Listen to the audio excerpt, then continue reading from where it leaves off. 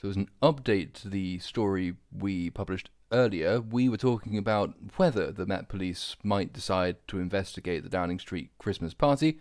But the Met Police, being the Met Police, they don't actually investigate anything of worth, so they've come out and said that they will not investigate the Downing Street Christmas party, which, at this point, you really have to start wondering what they're for. But they've cited a policy of not prosecuting or investigating past coronavirus breaches and a lack of evidence to prosecute this thing. A lack of evidence is a laughable claim, given that we've got Boris's now former press spokesperson caught on camera discussing the line to take about the party that in fact happened, and given that Dominic Cummings is now alleging that at least 3 parties happened in and around Number 10 from November to December. But as the Guardian here the Eye here reports, the Metropolitan Police has said it It's won't. the Guardian.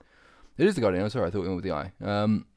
Anyway, in a much-awaited statement, the force said it had a policy of not retrospectively investigating alleged breaches of coronavirus laws, which is the second time in about 2 weeks the force has said that it has a policy of not retrospectively investigating things. Yes, How well, it was how Dominic they Raab who said so. it was. I mean, why? How do you tackle investigation implies retrospection.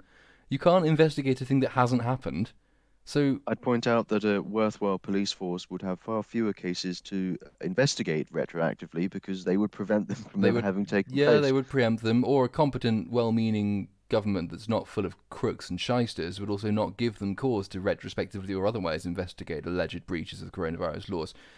Policing and prosecution sources told The Guardian there was no reason in law what? Does this sentence make... Police and prosecution sources told The Guardian there was no reason in law for police not to investigate, and essentially the Met... Oh, there we go. And essentially the Met's decision was a choice. So there is nothing in the coronavirus guidance or the legislation which prohibits the Met Police from retrospectively investigating it. It's just they chose not to. A former Met Police chief said the force was acting as judge and jury, and they're kind of right. Labour MPs had written to the Met asking for an investigation several days ago, after the video of Allegra Stratton surfaced, a number of 10 aides joking about the party, held at a time when many believed the rule forbade it, and the Met Police said that the Metropolitan Police Service has received a significant amount of correspondence relating to the allegations reported in the media that the health protection coronavirus restrictions regulations were breached at gatherings at number 10 Downing Street in, if you can scroll down a bit, November and December. All this correspondence has been considered by detectives in detail, as well as footage published by ITV. The correspondence and footage does not provide evidence of a breach of the health protection regulations, but restates allegations made in the media. No, it doesn't. It restates an admission published by the media. That's different from allegations. The media hasn't just invented it. The story was that the number 10 press spokesperson was caught on hot mic in a mock press conference trying to find a way of convincingly lying about the story. So the party happened, and if you want to establish whether the party breached regulations, you investigate the party. You don't just say, well, unless we investigate the party, there's no evidence. Do your job. Yeah, Boris Johnson is announcing an inquiry, so who's going to be investigating? Who's going to be conducting the inquiry, if not the police? This is like Him? Jimmy Savile announcing an inquiry into his own rape of children. Why? It's really bad taste of the police to do that. They're completely out of step with public opinion. Speaking of public opinion, a recent poll out, today, from Savanta, it turns out that 54% of those interviewed, those polled, thinks that Boris Johnson should resign. 58% of people think that anyone else at the party should resign, which probably 39 people if Boris Johnson is the 40th. I think there are about 40 people there apparently. And yeah, not very many people think he should not resign. The police are completely out of step here with public opinion, it would seem. They are. I mean, it's worth mentioning that poll, it's a snap poll, so it's only 1,000 people. Savanta, it's a fairly reputable polling company. It's a fairly reputable polling company, so they will have measures in place to attempt to make that representative. But there is always the question as to how small sample sizes can ever be representative of public opinion. The other thing to consider is that in the case of party attendees, okay, it's all right to say that they should resign now if they were there. I tend to think these things should follow investigations. I'm not saying automatically that. I think Boris should resign for this reason and others, not least because of the perception that creates, and the Prime Minister is held to slightly different standards, rightly held to slightly different standards than other people. As for other party NDs, look, if there were an investigation that found that it was exactly what they said it wasn't a party, it was a business meeting, it wasn't a booze up, it was wine and cheese, or whatever the other lines being used were, if it's not a technical breach of the law, then there is no reason necessarily for them to depart. It does expose the nonsense that it's the law, though. If a party ceases to be party just because you choose to call it wine and cheese, then the law is crap. But the problem here is not that. The problem here isn't public perception. The problem here is that we won't get an actual investigation by the police into this. Now, Boris has announced this Well, it's inquiry. by Simon Case, the He's the cabinet cabinet secretary. secretary, The will cabinet be secretary conducting usually it. handles internal matters of party, well, internal matters of government discipline, shall we say?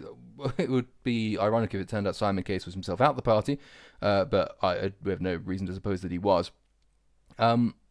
But again, this is not. It's not going to look good if the government is seen to be announcing an inquiry into itself, as opposed to, for instance, the police investigating whether any laws were broken. That's not going to command a huge amount of public support and confidence, I don't think. No, completely.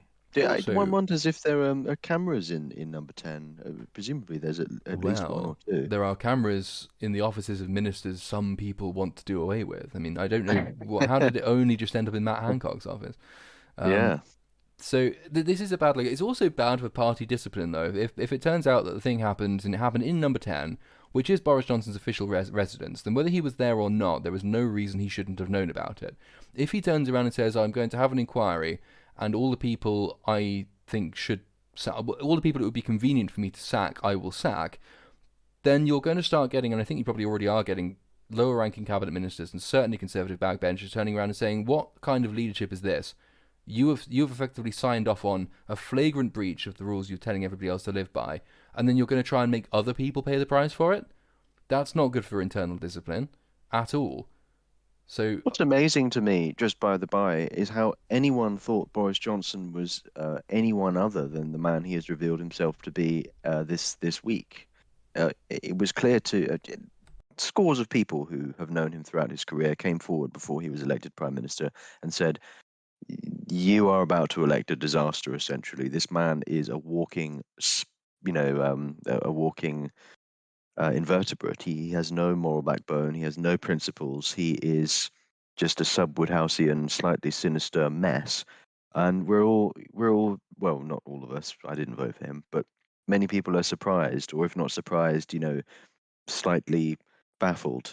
Come on, it's Boris Johnson. Like, he's famous for this. He's famous. And the thing is, it wasn't a joke. It might have been a joke then when he was only the mayor of London and got caught in zip wires. But now he's the prime minister. It's no longer a very funny joke, is it? no, also, as Mayor of London, he was able to appoint deputy mayors who did all of the running of the city for him. So he was a Mm. figurehead type. That's a form of leadership in morally upstanding human beings who are good with people management, but not necessarily at attention to detail. That's an acceptable form of leadership. Knowing who to appoint to handle detail is a valuable skill to have. He's not got the same ability in number 10. He is much more directly accountable and directly responsible for the running of the country. And he just so happens to have come into office at a time when management is essential and attention to detail is essential. And all of these things he is utterly, utterly terrible at.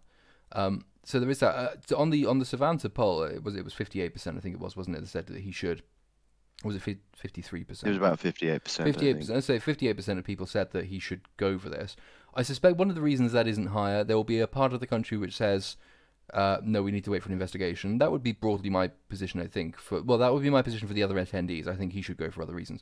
There will be a part of the country that just doesn't care because the opposition is worse and it's just a party, so who gives a damn? And I think that probably will be it won't be a plurality even, but it will be a fairly hefty chunk of the populace who just don't give a damn. But I think there will also be other people who will look back and say, well, whatever the sins of this government, largely because the opposition is worse, but also because we are in this sort of de facto culture war and the opposition party is on the other side of that culture war, then we have to forgive. We have no choice but to forgive Boris Johnson transgressions we wouldn't forgive of anybody else, because there is nobody else who can stand in his place. I completely agree with you that the Labour Party is worse, and we don't have enough time here to go into why. But not that it needs explaining. It seems fairly obvious to me. But I'm not so sure that the as you say, that the Labour Party are on the other side, as it were, of that culture war. It doesn't seem to me that the Conservatives of the Conservative Party have picked a side in the culture war. They pretty much the Labour. It's a paradoxical situation. The Labour Party have, for the last 2 years, agreed on pretty much all government lockdown policies, except to say, they should have been done sooner and more intensely. But the Conservative Party on cultural issues, don't appear to disagree with the Labour Party, not officially at any rate, in any meaningful way. They've done nothing to stem wokery. They've done nothing to hold the university's feet to the fire on free speech. Again, nothing meaningful. They make gestures, they say things. I'm not sure that they're on some clear opposite side to the Labour Party on that front. No, And I but they don't also need to wanted to be. ask you before you answer. I also wanted to ask you why would you have Boris Johnson resign if not for this? I'd be interested to know. So they don't need to be on the opposite side. If your choice is between pacifists or non-combatants in the culture war and radically left sub-Marxist cultural nihilists, then you're going to choose the non-combatants, even if you wish they'd take a stronger line. Again, in British politics, you don't have necessarily to like the government in power to want that government to continue in power. All you have to believe is that the opposition would be worse, which they would. This is the great problem we have. And there's also the problem of internal party talent. There is a dearth of internal party talent, particularly in Labour, but it's also true in the Conservative Party. That there is no one in the party who has a support base really within that party sufficient to challenge Boris Johnson. There's By no one in the talent, you mean party, brains and balls. brains and balls, but also who actually pays attention to the whims and the wishes of backbenchers, who's put in the time and the effort to do the Machiavellian business of gaining political authority on the backbenches, for instance. There's no one really on the front bench who could challenge him or who would challenge him. And if there were someone, there's no one who the public can look at and say, A, he's more recognisable, B, he's more likeable, and C, he's obviously more competent. Because there just isn't anyone. And you can point to names that you might individually kind of like. I mean, we both, in a way, like Jacob Rees-Mogg. That's not to say that we think he should be Prime Minister, but, there are things about him to like. But he's not in a position to challenge Boris. He doesn't have the support base, and I don't think he would have the support base in the country either. So there's a question of how much lower Boris can fall before he has to go, because even if there is no agreed upon replacement, the general antipathy toward him is such that people just cannot stomach him anymore. And that decision will be made first and foremost by the Conservative Party and not by the people of this country, because there isn't another election scheduled for another 3 years. But the problem with that is that even assuming that Boris's popularity within the Conservative Party plummets to such an extreme degree, if there is no person they can unite behind otherwise, all that will happen is that Boris will be deposed, there will be a huge fight, it will last a year and a half or 2 years. They'll eventually find some drip who nobody wanted to take over until the next election, which they've then accepted that they will lose, and then they will be out of power, and it will be a shambles, and they'll be in government all the time. It is a shambles. At a time when we really, really do need a competent government. We either need a competent government or we need the government generally to get the fuck out of the way, which is my preferred solution. So the whole thing is Sounds a like mess. what you're saying is we are stuck with the worst person, but we just can't think of Yeah. anyone better The because everyone else might be reason we are worse. in this situation is that there is no one better than Boris, and that is a scary realization. That's a It's scary thing to have also to say. it's also a total indictment on the entire, well, on so much. I was going to say earlier that, um, when you consider the caliber of not all, but many of our past prime ministers, to my mind, I'm thinking of Gladstone. I'm going back a bit, granted, but I'm thinking of Gladstone, to a lesser extent, Disraeli, Peel, um, who would be turning in his grave if he saw what the police force had become. But also, Thatcher.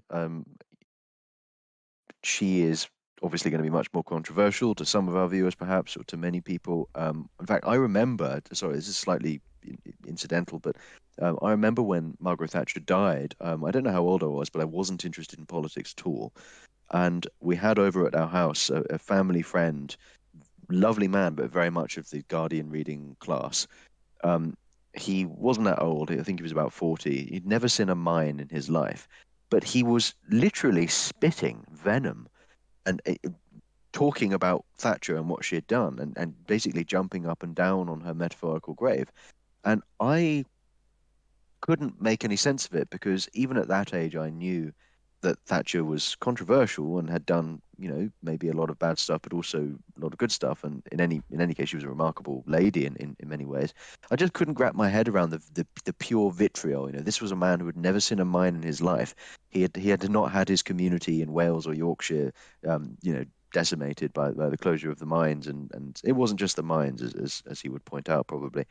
But nevertheless, Thatcher, no one would argue, I think, if they're being fair, that she was remarkable and she did have principles. She would talk endlessly about her principles and that, moreover, that she reasoned from first principles. The point being that she had principles and she was a good orator, as people in her time, relatively recently, were in Parliament. And She also had a it's meticulous attention a, to detail. She was on top of her brief. exactly. But that And episode is a really Boris useful Johnson, example. the very man who's written a biography of Churchill, not a very good one apparently, who has given lectures about Churchill's oratory, his oratorical prowess, someone who clearly, to some extent, models himself on Churchill, or did at least, I'm not sure about now, who's not afraid, particularly throughout this pandemic, to channel what he imagines to be this Churchillian bluster. But anyone who knows anything about Churchill or really listens to his speeches or understand what went into them cannot look at Boris Johnson and see anything other than a poor, poor, poor copy. The caliber has dropped immensely. It's so depressing, and it's no wonder that no young people, or indeed middle-aged people or older people in various professions and walks of life, it's no wonder that they're put off even considering entering parliament or local politics for that matter. What would be the point? They'd get swallowed up by the party machine. They probably wouldn't be selected in the first place. It's a hostile environment. It's very depressing. I mean, party machinery is an innately conservative thing. It doesn't like radicals. It doesn't like people who think for themselves. So it filters out talent and filters out character. But the recent episodes, and it is recent episodes, have shown how stark and how quickly the decline has happened. So Tony Blair goes, and the Labour Party has people on the front bench who everyone in the country knows, and who, whether you agree with them or not, can also be described as at least in some way competent. I mean, Tony Blair was competent. He was wrong, profoundly, but competent. That's how he got so much stuff done. He went, Gordon Brown took over, and if it wasn't Gordon Brown, it could have been Alan Johnson, and if it wasn't Alan Johnson, it could have been Harriet Harman, and if it wasn't Harriet Harman, so on down the line, it could have been David Miliband. The Labour Party had a front bench full of people who were not. We would disagree with them politically, but nevertheless, compared to the current lot, they are people who have skills. They are people who understand briefs. They are people who are competent. They are people who can step into leadership positions and, yeah, sure, cock the country up, but not by mistake, by, well, by misconception of what the right policy is, for instance. But they would at least achieve the policy objective, bad though that might be. Margaret Thatcher goes, and you've got John Major, and if it wasn't John Major, it could have been Michael Heseltine again. If it wasn't Michael Heseltine, it could have been Nigel Lawson. If it wasn't Nigel Lawson, it could have been Geoffrey Howe, and so on and so on and so on. I mean, Margaret Thatcher's first challenger was Michael Heseltine, and this was the one that she won. And it's another example of back then there were other people in the Conservative Party who could vie for the position of authority. They would lose because they weren't as good as Thatcher, but they were able to challenge because they still had the command of a significant part of the parliamentary party. They were still well-known figures. They still had good reputations for being serious people. Even John Major, who hadn't even been in that long, was a relatively serious human being, and again, another person with whom we disagree on almost everything. But nevertheless, there were people to take over. You can go back to Edward Heath. Edward Heath's challenger is Enoch Powell, one of the most serious parliamentarians ever to grace Parliament. And if an election, if he'd beaten Ted Heath, he would have won the election and taken over. There were people who could take over. The reason we are in this mess again is that we've got Boris Johnson, who everybody knows, and he's kind of amusing, and Not that's anymore. literally the extent of it. And there's no one else. There is no one else. So we are stuck with it. It's like Stockholm syndrome, but you're not even enjoying it. No, the only bit I'm enjoying is being able to work from home a little bit more indefinitely. Yeah, my dad It's a, shut this it, office already. Yeah. yeah, no, it's a completely selfish reason, because in order to discuss these subjects, one must, abstract oneself from the equation and focus on the bigger picture. But no, yeah, you're quite right. Each investigation must pass a public test. the police source has said that is, it is in the public interest to put resources, time, and effort into an investigation. It is up to the discretion of the force, and ultimately it's subjective. The source added that a factor can be, God, the Guardian has terrible writers, that a factor can be whether or not investigating undermines the wider effort to enforce rules to fight the virus. What a sentence. But So someone essentially, up here, it's admitting there yeah, that the Brian rules are Brian Paddock, unenforceable. That's what they're admitting, yeah, yeah. But which is a if they profound are to be indictment on the state of enforced the law. completely, but if they are to be enforced, it's as Brian Paddock here is saying, the former Met Police Chief, now a Liberal Democrat peer, it's a matter for the Crown Prosecution Service to decide whether it's in the public interest to prosecute, not the police. And as you said earlier, the police are basically giving themselves that decision, that power in advance of the investigation, which they're not doing anymore. But you've got again. This should be. I can't believe the Guardian buries this at the bottom of the story, because that is an admission by the police that the law under which we have been forced to live under the threat of prosecution can only survive if they don't actually have to prosecute the law, which is a profound indictment on the law and the way it was Mhm. created and the politicians who made it. Well, You're as saying, Jonathan Sumption has been saying for 2 years now, the status of these laws is by no means clear or hard cut. It was a rush through emergency bill, which technically gives the government the powers to do these things, but because it's so unprecedented and the scale and the scope of it is so unprecedented, it is unclear to what extent this can be challenged, I think. yeah, I mean, for instance, every single person who's been fined for not wearing a mask has had that overturned on appeal. For instance, there's not been a single successful prosecution Mm. of a person breaking coronavirus guidance or regulation. Um, Which, again, as you say, what's the point in the law in the first place if they're not going to? I don't want them to prosecute it. I think it's a stupid law. But what's the point? And it does make one wonder why the police persist in prosecuting this stuff, in pursuing it. There was that video that surfaced recently of that chap in Greggs somewhere who said, I have asthma.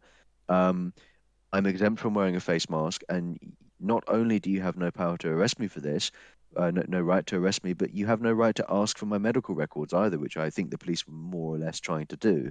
I could be wrong on that, but why bother? why bother, indeed? There was one closing observation which sort of links back to the polling again. So let's assume that the sample size of 1,000 people has returned an actually nationally representative set of opinion. Let's say it's as high as 58% of people at the moment think he should resign now. Let's also assume that this doesn't change and it remains at 58% and that people don't just switch off or forget about it as they tend to do when the media narrative moves on. Boris Johnson can still survive with those figures because Boris Johnson doesn't need half the country to support him to stay in power. Even in an election, that's survivable. Boris Johnson needs to get in on about, I can't remember what the usual electoral margin for a winning party is in this country. It's something like 32, 33% of people need to vote for the Conservative Party across, of course, constituency boundaries, which is roughly speaking what the, well, they got about 40% last time, but even 40% that was enough for a landslide. So, despite all of this, there is a sort of a black pill on which to end, which is that even despite all of this, not enough people across the country profoundly dislike him to do away with him, even if there were an election held tomorrow. And again, that's a profound indictment of the system and the opposition, which is failing to present an alternative. Government in waiting is the official title of the opposition. Her Majesty's most loyal opposition is supposed to be a government in waiting. It's not, so we're stuck with what we've got. My closing observation is that however bad things are with the Tories at the moment, I sincerely hope the British people don't bottle it and end up voting for Labour at the next election, because we didn't bottle it with Corbyn, thank God. And I just hope we don't bottle it now because, as I say, however bad things are with the Tories, I do genuinely believe that Labour are infinitely worse. The bad things are, things can always get worse, is a nice note on which to end. Yeah, that song, Things Can Only Get Better, it lied to us. One day it might be true.